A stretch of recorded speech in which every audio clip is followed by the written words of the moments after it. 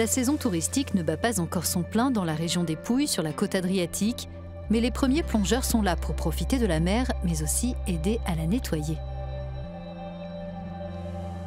Sur 8 km, le littoral de Torre Guaceto, près de la ville de Carovigno, est une zone protégée. Des règles strictes ont été instaurées pour que le tourisme et la pêche ne dégradent pas l'environnement.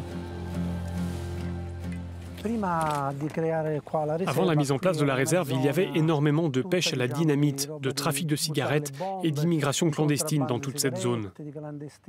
Aujourd'hui, grâce à cette aire marine protégée, tout ce qu'on peut voir, c'est la mer qui est de nouveau intacte. En 2001, la pêche a été totalement interdite pendant 5 ans pour reconstituer les stocks en sévère déclin. Aujourd'hui, elle est autorisée 1 jour par semaine pour quelques professionnels dont les filets laissent échapper les petits poissons. Quand on capture un gros poisson et qu'on le ramène au port, on ne le vend pas pour 5 €, mais pour 20 ou 25 €. La zone est gérée par un groupement réunissant les collectivités locales et WWF. Il fait appliquer les règles qui ont reçu l'aval des pêcheurs, notamment en contrôlant les prises qui représentent en moyenne une vingtaine de kilos par sortie de pêche.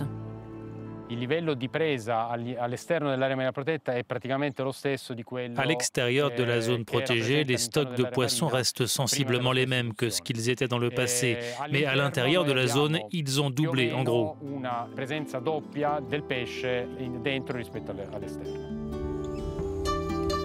La protection s'étend aux dunes et aux zones humides, un habitat temporaire précieux pour les oiseaux migrateurs et permanent pour de nombreuses espèces locales. L'aire protégée de Torre Guaceto, du nom de son ancienne tour, est surveillée jour et nuit par les gardes-côtes et les policiers. Selon eux, le plus grand danger provient à présent des visiteurs négligents qui cueillent des plantes ou endommagent les coraux.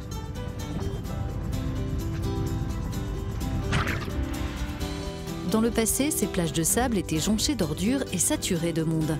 Leur nettoyage, la mise en place de visites guidées et des restrictions d'accès pour les véhicules ont changé la donne. Aujourd'hui, au moment du pic de la saison, Torre Guaceto accueille chaque jour de 5 à 6 000 touristes plus respectueux de la nature. Avant, ici, c'était le bazar. Il y avait des voitures garées partout. Aujourd'hui, il faut se garer au parking, en haut de la route. Donc, l'endroit est devenu beaucoup plus agréable et beaucoup plus propre.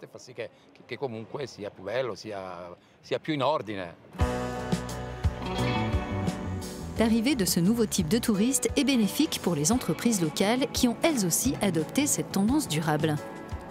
C'est le cas de ce restaurant familial de Carovigno qui propose une cuisine biologique locale. La mer nous donne sans arrêt des poissons frais qui sont bons et sains. Et au niveau local, notre terre produit des tomates, etc. Donc c'est très important pour moi et pour tous les autres restaurateurs qu'il y ait cette réserve naturelle. C'est notre merveille à nous.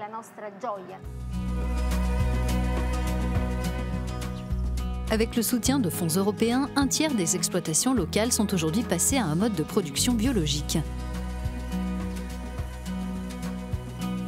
Leurs ventes ont décollé grâce à l'association de leur image à la désormais célèbre zone protégée de Torre Guaceto.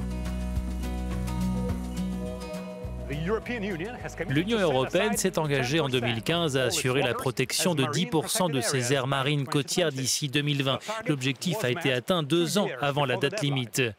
Aujourd'hui, 625 000 km² de zones de ce type sont protégées en Europe, ce qui devrait générer plus de 3 milliards d'euros de retombées chaque année.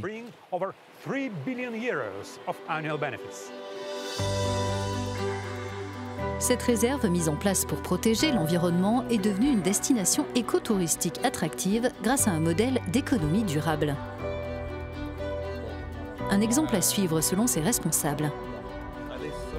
Je dirais que protéger 10% des eaux européennes, ça reste insuffisant. Il faudrait aller plus loin en ayant à l'esprit ce qu'on appelle l'économie circulaire, comme on le fait ici. Ça fonctionne, et pour moi, c'est comme ça qu'il faudrait procéder dans d'autres aires marines protégées.